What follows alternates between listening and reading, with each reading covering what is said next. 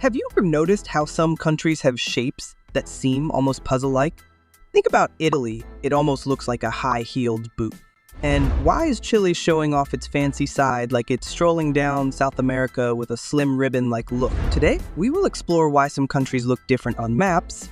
We'll dive into the interesting stories behind their shapes and discover what makes each country's map special and unique. So make sure to watch the whole video to find out all the cool secrets about the different ways maps can look around the world. Let's start our journey with Switzerland. It shares its 1,935-kilometer-long border with 5 countries: Italy, France, Germany, Austria, and the Principality of Liechtenstein. Its border shape is quite interesting, and it has a lot to do with how the country developed over time and the lay of the land. The borders of Switzerland were created through a mix of political discussions, battles, and the natural features like mountains and rivers in the area. These natural boundaries played a big role in defining where one part of the country ended and another began. What's even more intriguing is Switzerland's tradition of staying neutral. This means they avoid taking sides in conflicts. This neutrality has had a big impact on how Switzerland's borders were shaped. The country aimed to stay safe and defend itself strategically without trying to grab more land. So, the borders we see today are a result of this unique combination of historical events, political choices, and a commitment to staying out of conflict.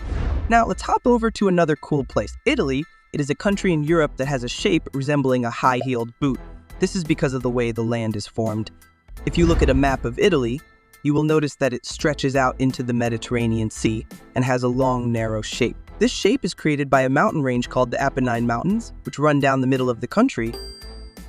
The northern part of Italy is wider and broader, while the southern part becomes narrower and comes to a point. This narrowing at the bottom of the country is what gives it the appearance of a boot. Although it may seem like Italy was intentionally designed this way, it is actually just a natural result of the land's geography and some historical events. One important historical event that shaped Italy's borders is its unification, known as the Risorgimento. During the late 19th century, Italy was a collection of separate states and kingdoms. Italy's unification was achieved in 1861 through political and military actions. This event played a significant role in defining Italy's modern borders and establishing it as a unified country. So, when people say that Italy looks like a high-heeled boot, they are using a fun comparison to describe the shape of the country based on its geographical features and historical events. Now let's talk about the land of the rising sun, Japan.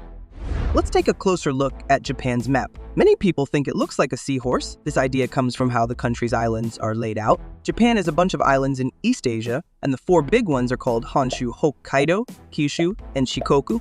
When you check out the map, these islands, along with some smaller ones around them, create a shape that's a bit like a seahorse. Honshu, the biggest island where most people live, stretches from the top to the bottom and makes the seahorse's body.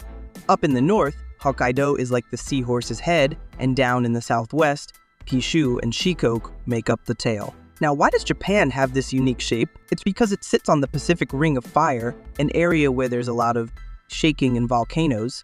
Over millions of years, the land moved and volcanoes erupted, shaping Japan's islands with their own special curves.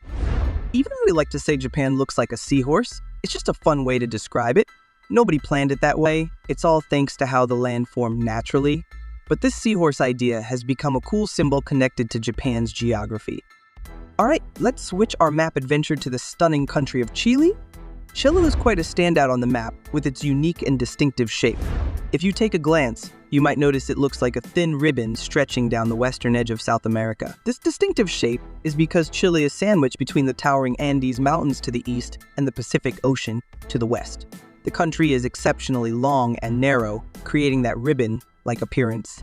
Chile has a fascinating history. It was colonized by the Spanish in the 16th century, and its borders have been shaped by historical events and treaties. Chile has also experienced political and social changes, including a period of military dictatorship that ended in the late 20th century. Overall, Chile's slender and elongated shape, resembling a ribbon, is a reflection of its geography, with the Andes Mountains on one side and the Pacific Ocean on the other. So, as we unfold the map of Chile, remember that each bend and stretch tells a tale of nature's forces and human history. That's it for today, folks. If you enjoyed this video, make sure to give it a thumbs up, subscribe for more cool insights, and share your thoughts in the comments.